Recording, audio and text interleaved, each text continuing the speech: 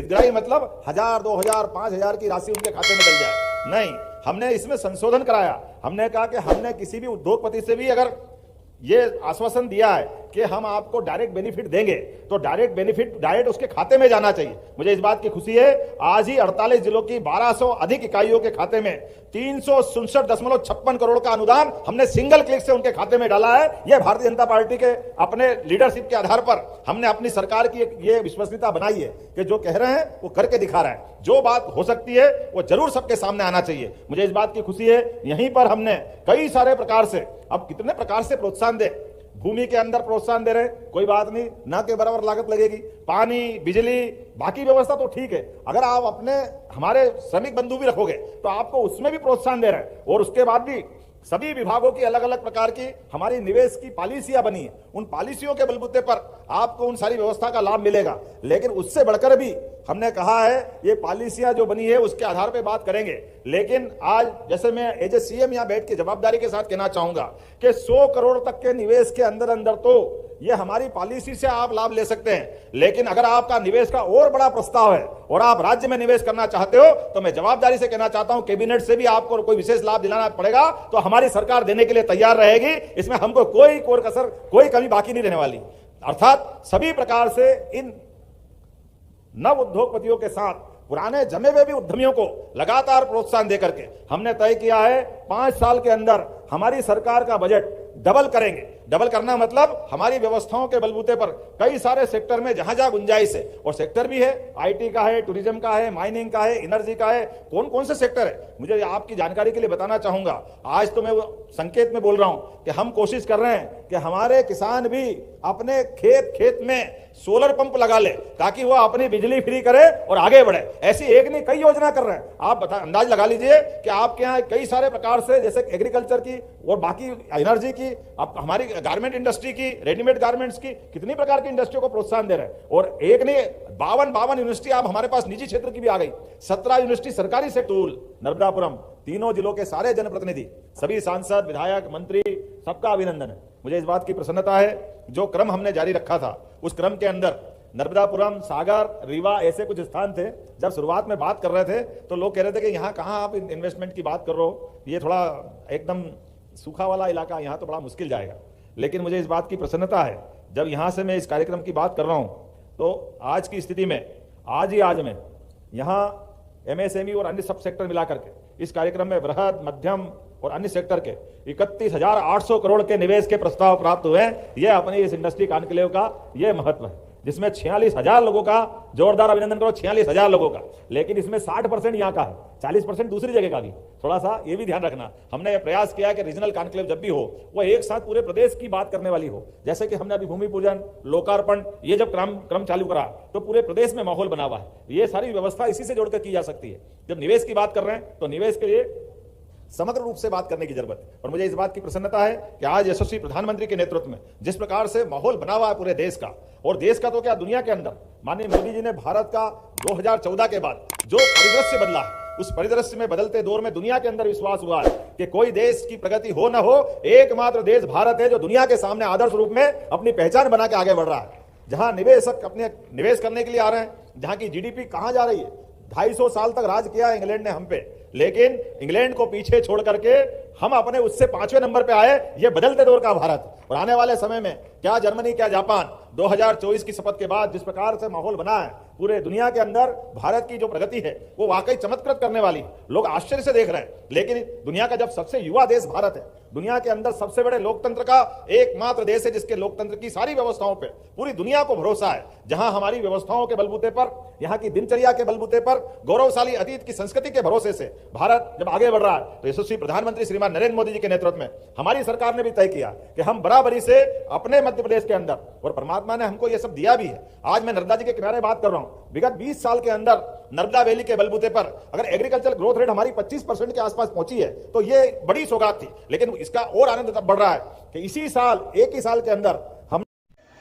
तो जैसा कि किसान भाइयों, आज हम देख रहे हैं कि सीएम मोहन यादव ने रीजनल इंडस्ट्री कॉन्क्लेव का एक शानदार उद्घाटन किया है, जिसके चलते उन्होंने यहाँ पर घोषणा की है कि लाडली बहनों को सही से 19वीं किस्त की राशि पहुँचने वाली है। और उन्होंने यह भी दावा किया है कि एक डीबीटी का यह मतलब नहीं होता कि 1000-2000 रुपये एक क्लिक के माध्यम से भेजे जाएंगे, बल्कि लाखों रुपए की राशि सभी बहनों के खाते में और किसान भाइयों के खाते में एक क्लिक के माध्यम से भेजे जाने वाली है।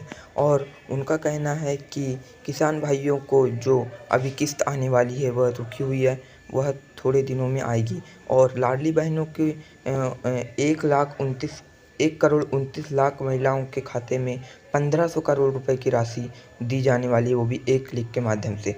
तो इन्होंने अपने भाषण में क्या क्या कहा है, आगे चलिए जानते हैं और इनका भाषण सुनते हैं। तो आगे लगातार इस वीडियो में बने रहिए। जी सुल्तान हर काल में सीना ठोक करके हमारे बहादुर बांकुरों ने हर एक से मुकाबला किया, अपने प्राणों की आहुति दे दी, लेकिन क्षेत्र की इज्जत बचाए रखी है। वो बुंदेलखंड का इलाका था, अपने खून को पानी समझ के बहा करके भी देश के सामने आदर्श उत्पन्न किया। लेकिन दुर्भाग्य की बात है, परमात्मा ने थोड़ी कड़ी परीक्षा ले ली। उनके पास जल राशि का अभाव था, तो मानव संपदा, मानव व्यवस्थाओं के साथ में बदलते दौर में पानी की जो कमी थी, मुझे इस बात की प्रसन्नता हमारी सरकार ने माननीय मोदी जी के नेतृत्व में 1 लाख करोड़ की उत्तर प्रदेश सरकार के साथ मिलकर के दोनों राज्यों के लिए लगभग 30 जिलों के अंदर इस पानी की उपलब्धता करके वो पूरा इतिहास बदलेगी। जोरदार अभिनंदन करो श्रीमान नरेंद्र मोदी जी का। आज पूरा बुंदेलखंड पानी से सरसब्ज होकर के सब प्रकार की व्यवस्था के लिए आज एक बार फिर करवट बदलने के लिए तैयार है। जहां भविष्य में बड़ी बड़ी कई प्रकार की इंडस्ट्रियां लगेगी, जहां बहुत देर तक बात हो गई, बहुत भाषण हो गए, इसलिए लगा कि अब ज्यादा बोलने के बजाय भी आपने भी देखा 88 अलग अलग प्रकार के क्षेत्र में हमारे विभिन्न जिलों में लोकार्पण भूमि पूजन के यही वर्चुअल रूप से हमने उनको इस पूरे अभियान में शामिल किया है कि हम जो कह रहे हैं वो करके भी दिखा रहे हैं। और जो जहां कोई भी फैक्ट्री खोलता है, सरकार का भी आनंद आना चाहिए, समाज को भी मजा आना चाहिए, और एक तरह से इस उद्योग जगत के अंदर इसकी अपनी एक आनंद की अलग अनुभूति होती है। इसलिए आप सबको भी उसमें शामिल करने का प्रयास किया है। इसका भाव ये है कि हम अपने इस पूरे वातावरण में आज बदलते दौर में जब से सरकार बनी है, बीच में लोकसभा चुनाव के 3-3.5 महीने की उस अवधि को निकाला है, जब हमारे बीच में आचार संहिता लगी है, तब से लगा करके आज तक कोई महीना खाली नहीं गया है जब हमारी इस प्रकार की रीजनल इंडस्ट्री कॉन्क्लेव नहीं हुई है। हर जगह अभियान चला करके हमारे अपने युवाओं के लिए, महिलाओं के लिए, किसानों के लिए, गरीबों के लिए, अपने इस क्षेत्र के अंदर सभी प्रकार के सेक्टर में मुझे इतना अच्छा आनंद आता है। मुख्यमंत्री की तो मजबूरी है, लेकिन एक बात आप भी देखना, हमने संस्कृति बदलने का प्रयास किया। आमतौर पर ऐसे कार्यक्रमों में बहुत मुश्किल जाती है कि हमारे सीएस भी 5 घंटे बैठे और मुख्यमंत्री भी 5 घंटे बैठे। ऐसे मंच पे अवसर बहुत कम मिलते हैं, क्योंकि ये व्यवस्थाओं का सवाल नहीं है, ये संदेश का सवाल है। संदेश स्पष्ट है, क्या अधिकारी, क्या हमारे नेतृत्व करता, सबका मन एक है। सब मिलकर के जो कह रहे हैं, आपसे कमिटमेंट कर रहे हैं, जो बात रख रहे हैं, उस बात की विश्वसनीयता होना चाहिए, उसके परिणामकारी हमारे रिजल्ट आना चाहिए। मुझे इस बात की प्रसन्नता है, आज इसका परिणाम निकला कि कई सारे लोग, यहां तो छोड़ो, अभी हम जर्मनी और इंग्लैंड गए, वहां जमीन मांग रहा, भाई हम सर्टिफिकेट पकड़ा रहा, लो अभी हाल जमीन, कल से आओ भारत अपना काम चालू कर दो। ये बदलते दौर का मध्य प्रदेश। भूमि की उपलब्धता के मामले में जिस प्रकार से गति हमारे विभाग ने रखी, और केवल भूमि की नहीं, सभी प्रकार से आपने अभी देखा हमारे पास एमएसएमई के माध्यम से अब तो डीबीटी केवल ऐसे लोगों के लिए नहीं जिनको हितग्राही कहते हैं। हितग्राही मतलब 1000, 2000, 5000 की राशि उनके खाते में डल जाए, नहीं, हमने इसमें संशोधन कराया। हमने कहा कि हमने किसी भी उद्योगपति से भी अगर ये आश्वासन दिया है कि हम आपको डायरेक्ट बेनिफिट देंगे, तो डायरेक्ट बेनिफिट डायरेक्ट उसके खाते में जाना चाहिए। मुझे तो अभी आप लोग सुन पा रहे होंगे, किसान भाइयों, आप लोगों ने सभी वीडियो को देखा होगा। तो मैं बताना चाह रहा हूं कि सीएम मोहन यादव जी विदेश की यात्रा करके लौटे हैं, तो उन्होंने कई बड़े बड़े उद्योगपतियों से अपने एमपी में कारखाने या कंपनी खोलने के लिए दावा किया है। तो उससे क्या होगा कि हमारे एमपी के सभी युवाओं को रोज़गार मिलेगा, सरकारी व प्राइवेट सेक्टरों में सही तरीके से रोज़गार मिलेगा, जिससे हमारे देश और प्रदेश की आर्थिक व्यवस्था को बहुत ही लाभ मिलने वाला है। और किसान भाइयों की जो बीमा योजना है और आगे की जो योजना है, उसमें थोड़ी किस्त अभी नहीं आई है। इसके बारे में अभी कुछ कम मिलेगी या ज़्यादा मिलेगी, इसके बारे में अभी कुछ बताया नहीं गया है। तो वीडियो को लास्ट तक देखें और बने रहिए इस वीडियो में, ताकि पूरी घोषणाओं का लाभ ले सकें और क्या क्या घोषणाएं की जा रही हैं सभी को आप सुन सकें। तो इस वीडियो को लास्ट से पूरा से आखिरी तक जरूर देखें। धन्यवाद। कोई विशेष लाभ दिलाना पड़ेगा तो हमारी सरकार देने के लिए तैयार रहेगी। इसमें हमको कोई कसर, कोई कमी बाकी नहीं रहने वाली।